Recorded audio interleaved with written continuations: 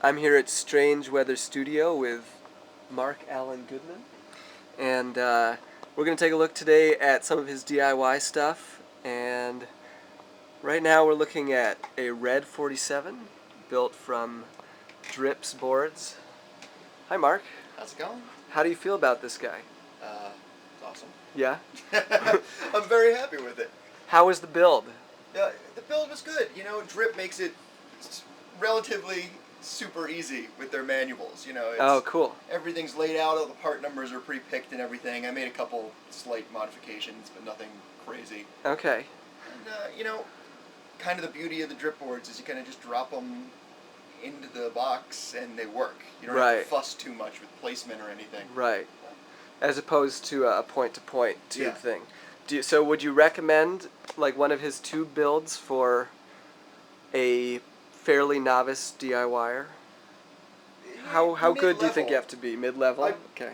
I wouldn't recommend fussing with tube voltages to anyone who isn't used to working with power. Right. That's what scares me off from doing it, to be honest. Ooh, what do we have here? Are these the real deal? Yeah.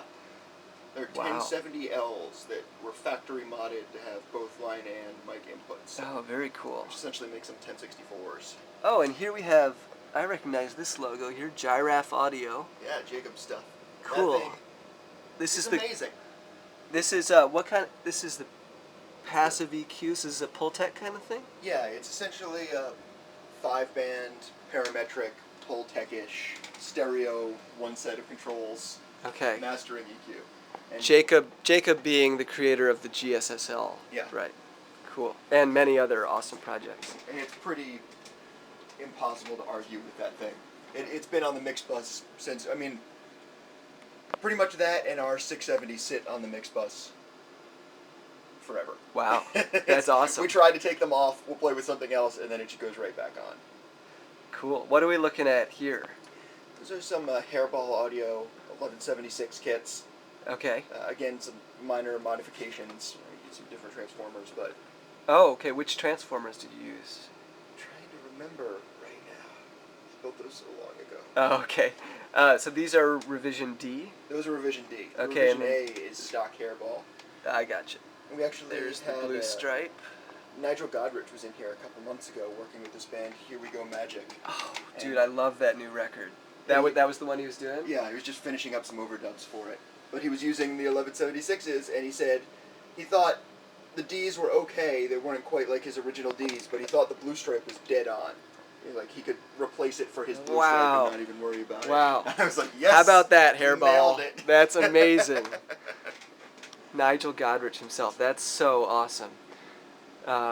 So here we have some Fairchild kind of things here? Yeah, that's the Anthony DeMaria Fairchild clone. Cool. And There's the Goo Goo Dolls, serial number 2. Oh. And I bought it from somebody who got it from them. oh, wow. Okay, what else do we have here that you built? In the desk, there's the EQN 500 series equalizers. Oh, okay. I had 16 of them in there, but then they got bounced back to 8 when I picked up a whole bunch of those vintage Angus EQs. Okay, so But these they're- are Peter Purpose's Neve, are they like 1081? Yeah, they're 1084 1084. EQs pretty much. You know, Okay. Carnhill, Ed Anderson transformers. They get the 24 volts by using a DC to DC converter, which is by far the fussiest part of the circuit. If you're Okay. building them for a 51X rack, I imagine it's a lot simpler of a build. Right. Probably, 75% of the problems I've encountered with the things were related to that DC to DC converter. Yeah, how long did it take you to build 16 of these guys? A while. Yeah. I built 8 of